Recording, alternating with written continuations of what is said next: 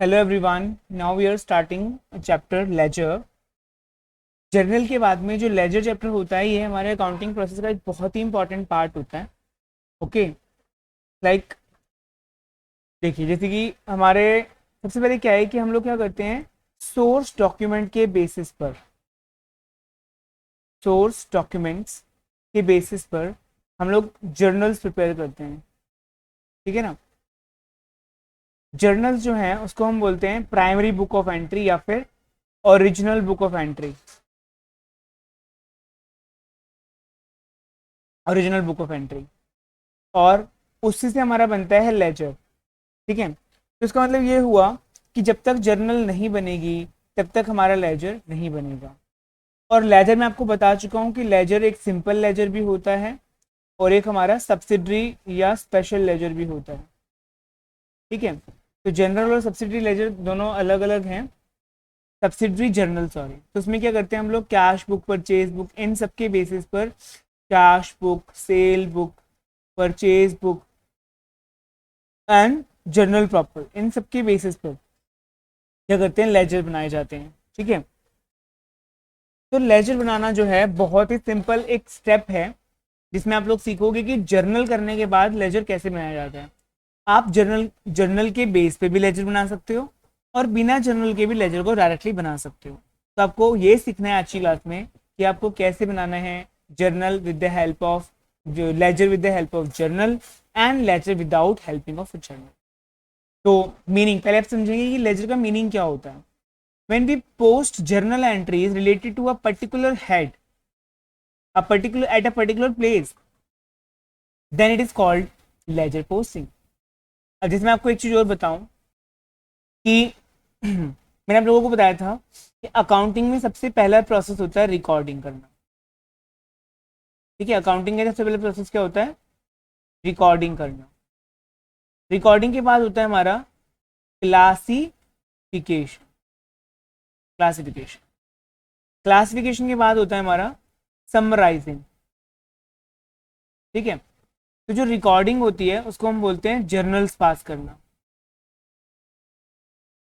Journal entry पास करना। ठीक है ना, passing of journal entry. Classification का मतलब पोस्टिंग इनटू लेजर्स, लेजर्स में पोस्ट करना। समराइजिंग का मतलब है ट्रायल बैलेंस प्रिपेयर करना।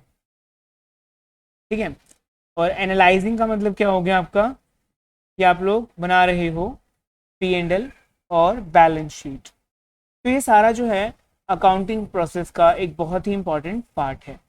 ठीक, तो इसमें हम लोगों ने रिकॉर्डिंग सीख लिया है। Now we are moving toward a classification. Classification का मतलब आपको क्लास से समझ में आ जाता है कि रिकॉर्डिंग में हमने क्रोनोलॉजिकली सभी एंट्रीज को एक साथ लिखा, चाहे वो कैसी भी हो। मतलब कि हमने उसमें ये नहीं देखा कि भाई ये स्टेशनरी का खर्चा है या फिर ये परचेज का खर्चा है या फिर ये हमने फर्नीचर खरीदा है या फिर हमने ये ड्राइंग करी है, गुडविल है, कुछ भी है। मतलब हमने ये नहीं देखा, हमने इसमें एक चीज़ मेजर करी कि हमें हर कोई भी चीज़ करनी है वो हमें डेट वाइज करनी है, बस ये देख के चले हम। तो हम लोग क्या बोलते हैं दूसरी भाषा में, क्रोनोलॉजिकल। क्रोनोलॉजिकल वे में हम रिकॉर्ड करते चले गए, हमने इस बात को ध्यान ही नहीं दिया। लेकिन पोस्टिंग में हम लोग क्या करते हैं, क्लासिफिकेशन में, इसमें हम लोग क्या करते हैं कि जो सिमिलर टाइप के जो अकाउंट होते हैं, सिमिलर टाइप ऑफ अकाउंट या similar type of transactions, similar type of transaction are placed, transactions are placed at a particular place जिसको हम बोल देते हैं अकाउंट, और अकाउंट को ही हम लोग बोलते हैं लेजर। ठीक है, तो हम लोग क्या करते हैं, ट्रांजेक्शन हमने बहुत सारी कर ली हैं, हमने एंट्रीज कर ली हैं।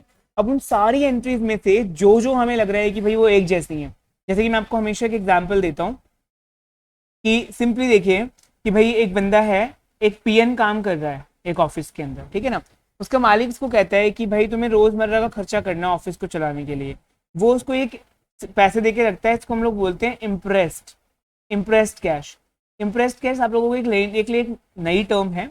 इसका मतलब ये होता है कि जो मालिक है वो एम्प्लॉय को कुछ कैश दे के रखता है कि मैं तुम्हें हर महीने 1,000 रुपये दे के रखूंगा और तुम्हें हर महीने उस 1,000 रुपये में से कुछ ना कुछ खर्चा करना है, ठीक है, वो हर महीने कुछ खर्चा करना है, ठीक है। तो 1,000 रुपये में से मान लीजिए वो मिल्क खरीदता है, जो बहुत सारे हमारे ऑफिस में काम करने के लोग आते हैं मिलने जुलने वाले, उनके लिए जिंजर खरीद के लाता है अदरक चाय में डालने के लिए, चाय पत्ती लेकर के आता है, ठीक है ना। और कहीं पे अगर उसको जाना आना पड़े यहाँ से, तो उसमें जाने आने का जो किराया लगता है वो, मान लो हम बाहर से फोटो कॉपी कराते हैं, हमारी कभी लाइट चली जाती है तो फोटो कॉपी करानी पड़ती है, ठीक है। बहुत सारे ऐसे अदर एक्सपेंसेस हैं जो वो करता है। अब वो सारे खर्चे करने के बाद में मालिक को एक, वो रोज ये खर्चे करता है, मतलब रोज कुछ ना कुछ फोटोकॉपी का काम है, रोज थोड़ा बहुत मिल्क लाना है, रोज जिंजर लाना है ताजा उसको, ठीक है, जो चाय पत्ती तो एक बार ले आता होगा, ठीक है।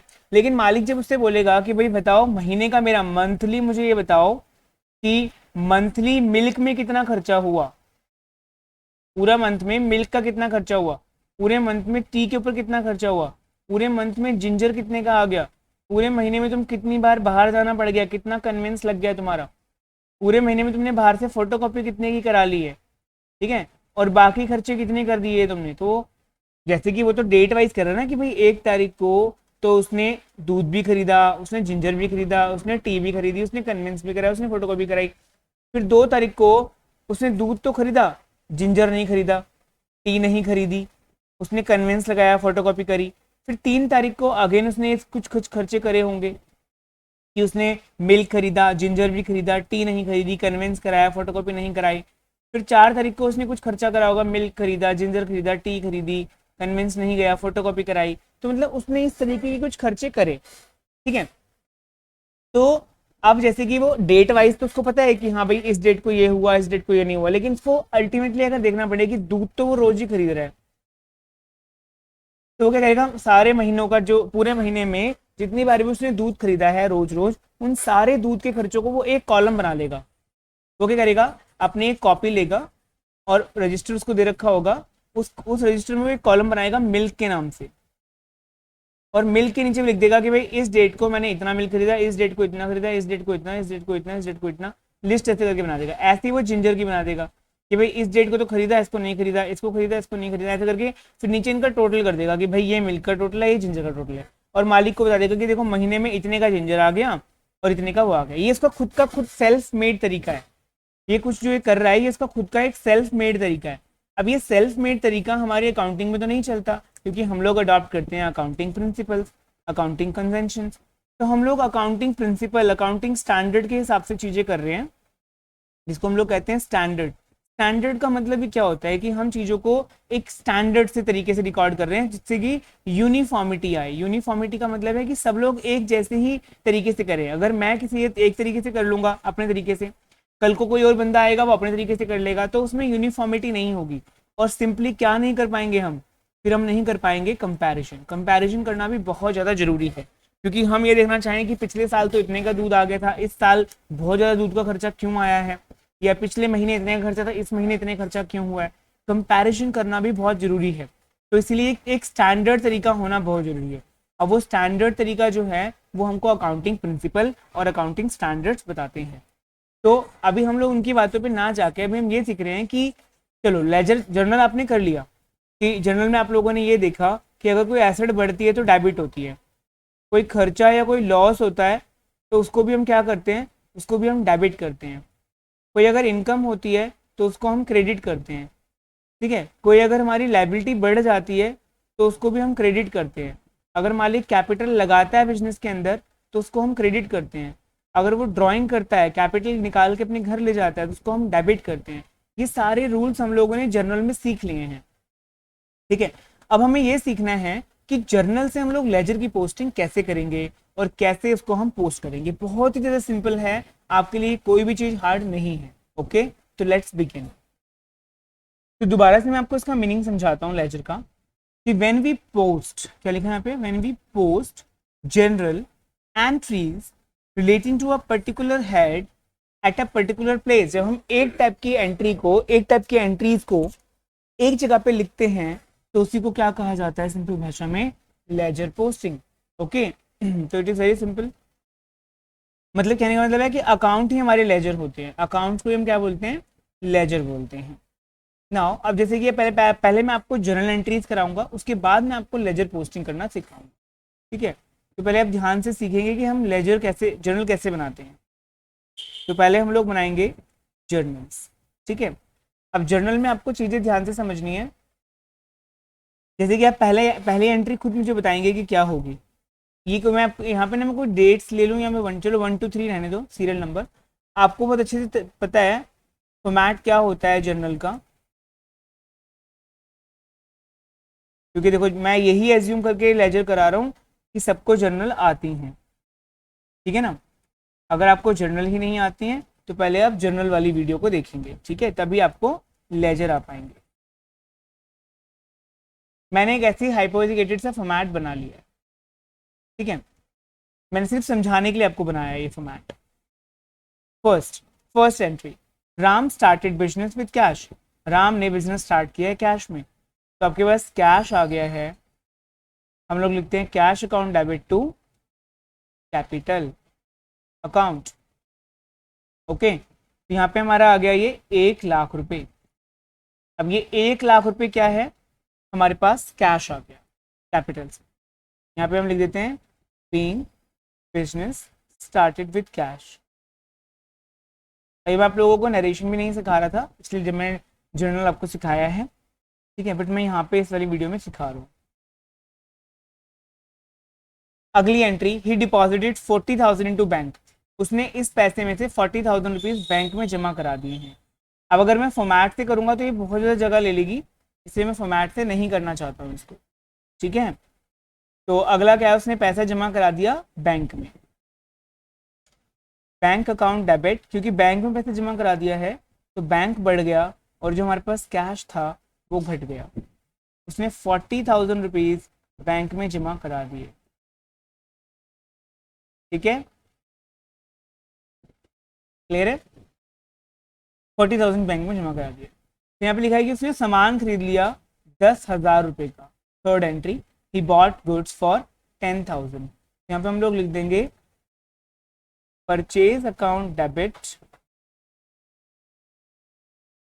To cash account.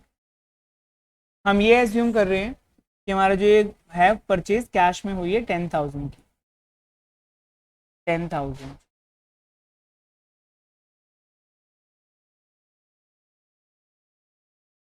Last entry के लिए जगह नहीं हो पा रही तो मैं लास्ट एंट्री को यहाँ ऊपर कर देता हूँ।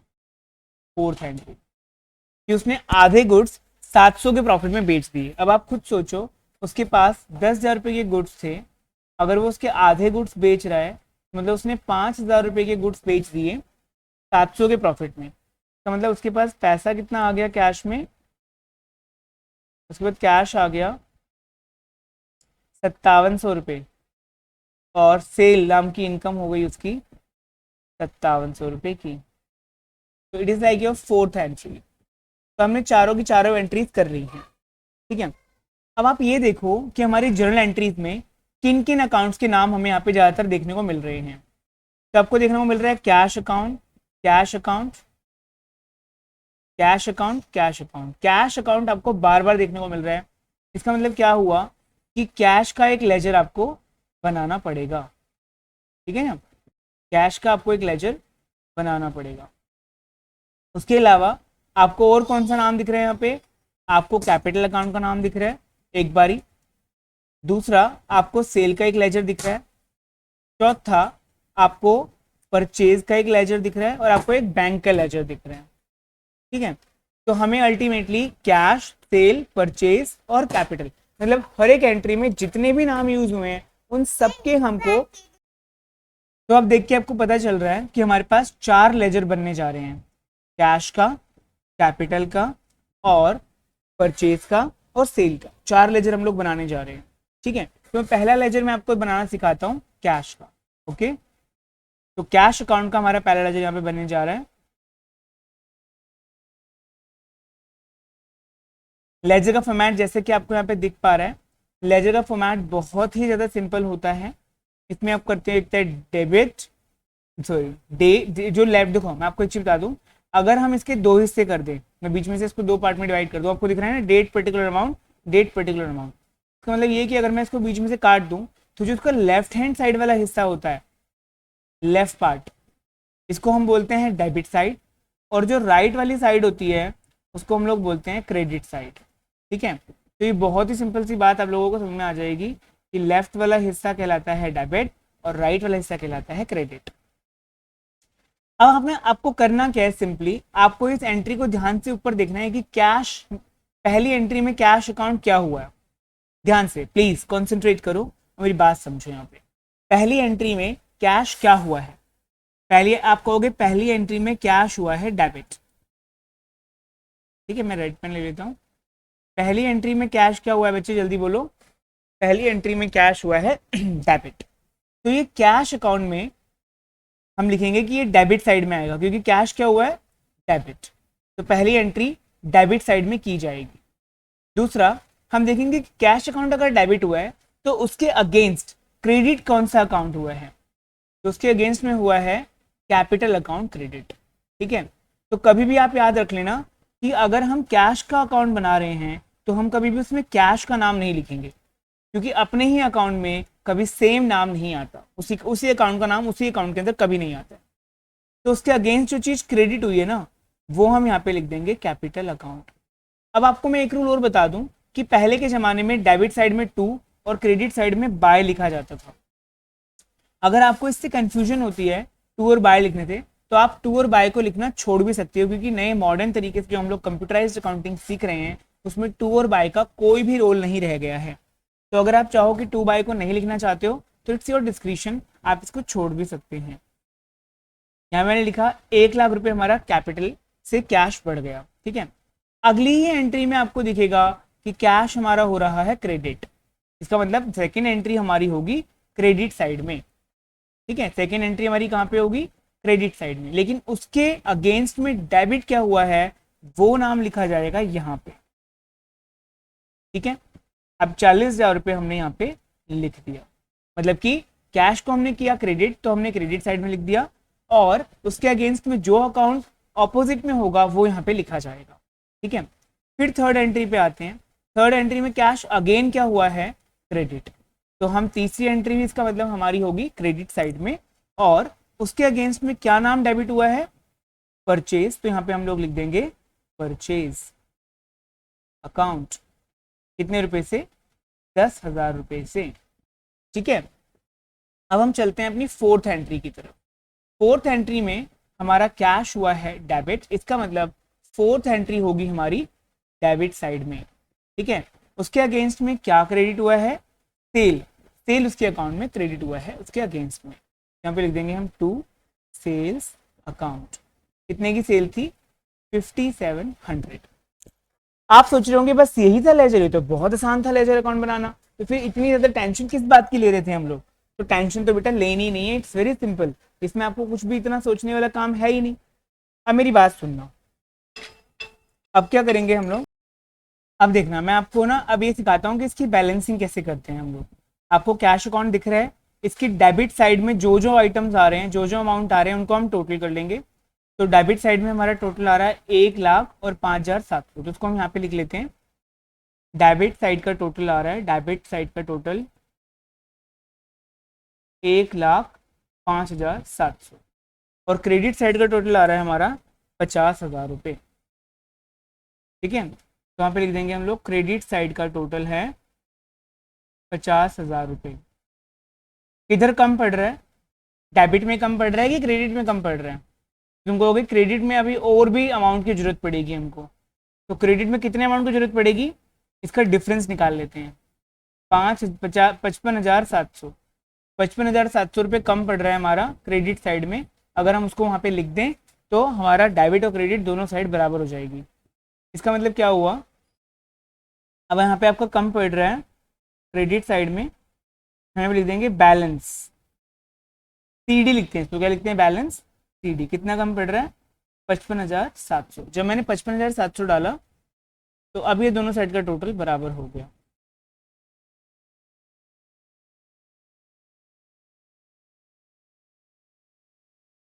एक लाख 5,007। ठीक है, दोनों साइड हम बड़ा वाला अमाउंट लिख देंगे, total and total. This is called your balancing, it is very very simple. Okay, ऐसे ही अब आपको देखना है, जैसे हमारा एक कैश का लेजर बन के रेडी हो चुका है। अब हम लोग फोकस करेंगे अपने दूसरे नाम के लेजर के ऊपर। ठीक है, कैश बन चुका है, तैयार हो चुका है। अब जैसे हमारा फोकस रहेगा पर कैपिटल अकाउंट बनाने का, चलो मैं कैपिटल का बनाता हूँ। पूरे क्वेश्चन में कैपिटल केवल एक बार ही है और वो भी क्रेडिट हुआ है, ठीक है ना, पहली एंट्री में। तो हम लोग यहाँ पे लेजर का नाम लिखेंगे कैपिटल अकाउंट, और पहली ही एंट्री में कैपिटल अकाउंट क्रेडिट हुआ है।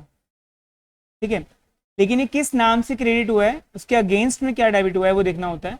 तो कैश की वजह से ये क्रेडिट हुआ है, तो यहाँ पे हम लिख देंगे बाय कैश 1,00,000 रुपए।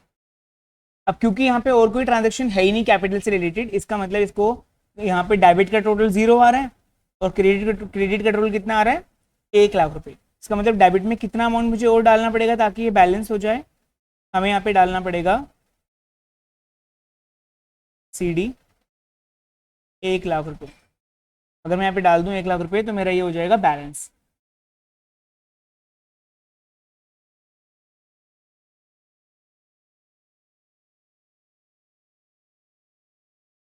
ठीक है जी, तो ये हमारा कैपिटल का लेजर 1 मिनट में बनके तैयार हो गया है। ठीक है, अगला लेजर हम बनाने की कोशिश करते हैं परचेज का। परचेज हमारा इस थर्ड वाली एंट्री में डेबिट हुआ है, तो इसका मतलब हम थर्ड लेजर बनाने जा रहे हैं परचेज का।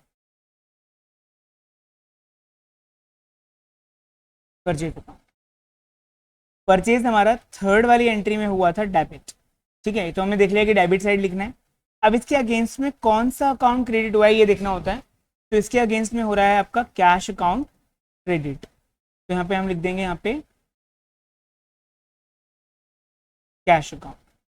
अब कितने का था, मेरे ख्याल से 10,000 रुपये का था आपका ये, और क्योंकि अब यहाँ पे डेबिट का टोटल तो 10,000 आ गया और क्रेडिट का टोटल कितना आ गया क्रेडिट का टोटल कितना आ गया, क्रेडिट साइड का टोटल आ गया हमारा 0। तो इसका मतलब अब हमको यहाँ पे क्रेडिट में बैलेंस डालना होगा ताकि दोनों तरफ हो जाए बराबर। इसको हम लोग बोलते हैं बैलेंसिंग करना। अभी हमारा दोनों तरफ बराबर आ गया टोटल।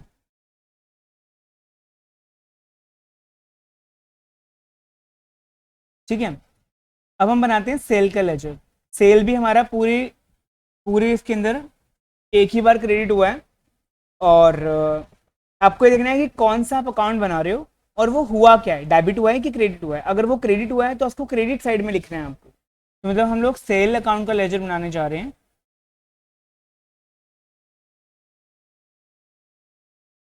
सेल अकाउंट, और सेल अकाउंट में ये आपका हुआ है चौथी एंट्री में क्रेडिट। किस नाम से हुआ था, कैश के नाम से। अमाउंट क्या था 5700। अब यहाँ पे डेबिट साइड में कुछ भी नहीं बच रहा है, तो यहाँ पे हम लिख देंगे बैलेंस CD, और टोटल आ जाएगा आपका 5700 और 5700।